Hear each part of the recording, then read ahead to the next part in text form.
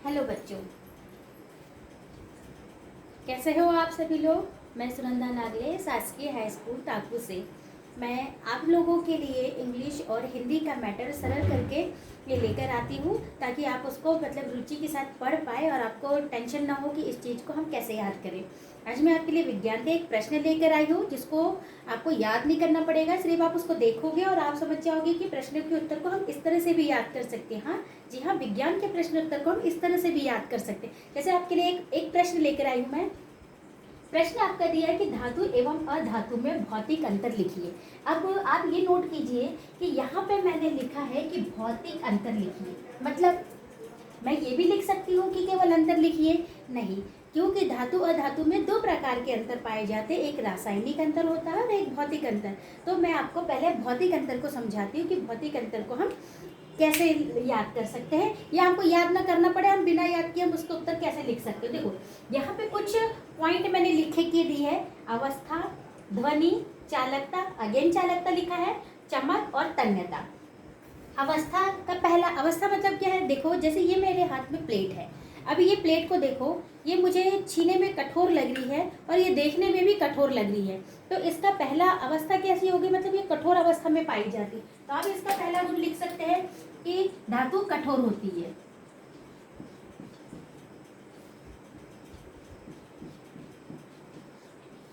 ये इसका पहला गुण लिखिए, ठीक। अभी आपको सिर्फ इस पे ध्यान देना है। अब दूसरी चीज क्या है कि ये देखो, ये है और मैं इसको पीट रही हूँ। आपने स्कूलों में घंटी बजती है उसकी भी आवाज सुनी होगी, क्यों? क्योंकि वो भी धातु की होती है और उसको पीटने पे आवाज आती है। इसका मतलब ये क्या है कि धातु में आवाज आती है या धातु में ध्वनि होती है। तो आप इसका दूसरा गुण लिख सकते हो कि ध्वनि होती है।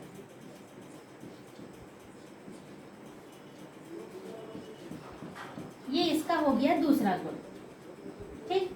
आपको याद करना पड़ा, नहीं याद करना पड़ा। अब तीसरी है चालकता। चालकता दो इसमें होती है, एक विद्युत की चालकता होती है और एक ऊष्मा की चालकता। ऊष्मा की चालकता का मतलब होता है कि धातु गर्म होती है या नहीं। अब ये जैसे मेरे पास ये लाइटर दिया हुआ है, ये लाइटर पे अगर मैं इस प्लेट को रखती हूँ या कोई भी धातु को रखी तो ऑब्वियसली वो गर्म हो जाएगी। मतलब कि ये धातु क्या हो गई, ऊष्मा की सुचालक हो गई है धातु। जैसे हम लोग हमारे घर में खाना बनता है गंजी में, कढ़ैया में, तो वो गर्म हो जाती है ना, तो इसलिए धातु कैसी होती है, ऊष्मा की सुचालक होती है। तो आप लिख दीजिए, यहाँ पे लिख दीजिए अगला पॉइंट, ऊष्मा की सुचालक।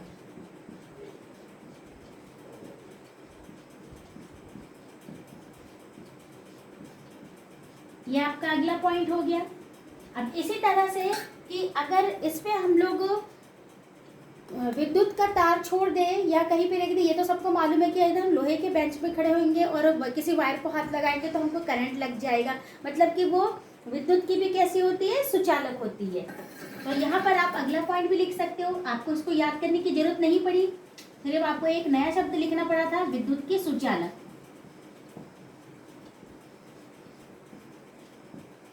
ये आपका अगला पॉइंट हो गया। अब देखिए, अब उसी के बाद फिर मैंने ये ले आया। अब आप देखिए इसमें आपको और क्या नजर आ रहा है।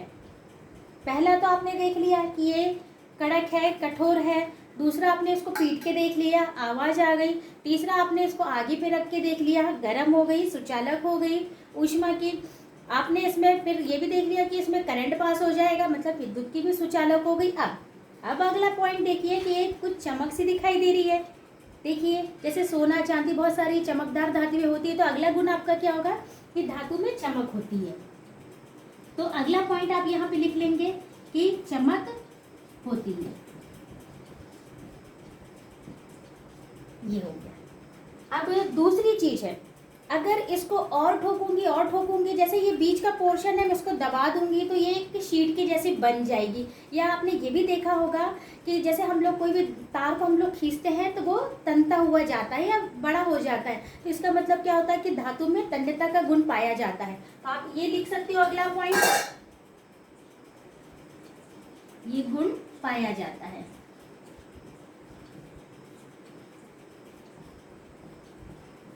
ये अब इसके आपने मतलब 6 गुण लिखे, याद हो गए आपको आराम से।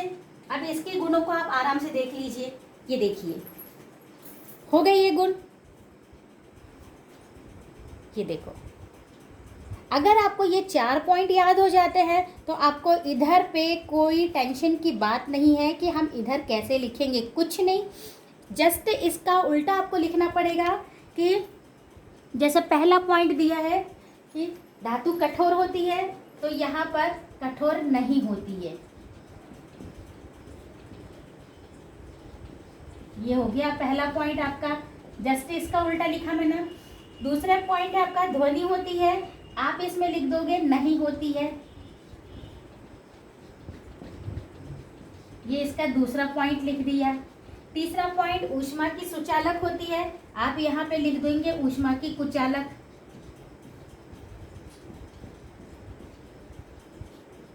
ये आपका अगला पॉइंट हो गया। अब यहाँ पे विद्युत का दिया है तो फिर आप यहाँ पर विद्युत की कुचालक लिख सकते हैं। ये हो गया आपका अगला पॉइंट। इसको हमें याद करने की कोई जरूरत नहीं पड़ी। अब यहाँ पे दिया है कि धातु में चमक होती है, आप यहाँ अधातु में लिख लिए कि चमक नहीं होती।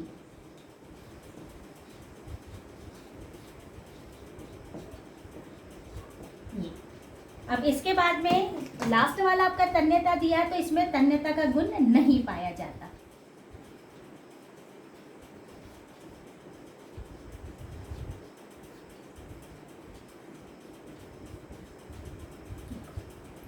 देखो बच्चों, कितने आसान तरीके से हम लोग ने इस प्रश्न का उत्तर याद कर लिया, और ये प्रश्न का उत्तर हमें याद करने में बिल्कुल परेशानी नहीं हुई। ये देख लीजिए पूरे प्रश्न का उत्तर है ना बच्चों, कितना आसान रहा हमको इस तरह से पढ़ना। इस तरह से विज्ञान के कई प्रश्न ऐसे होते हैं जिनका उत्तर हम बहुत आसान तरीके से याद कर लेते हैं, लेकिन हम लोग कोशिश नहीं करते। अगर आप सारे विज्ञान के प्रश्न उत्तर को ऐसे ही छोटे छोटे प्रैक्टिकल करके याद करोगे तो आधे से ज़्यादा प्रश्न उत्तर आपको ऐसे ही याद हो जाएंगे, उसको याद करने की जरूरत नहीं पड़ेगी। किसी भी टाइम आप इस प्रश्न का उत्तर आँख बंद करके बता देंगे। मुझे उम्मीद है इस प्रश्न का उत्तर आप लोगों को बहुत अच्छे से समझ में आ गया होगा। Thank you.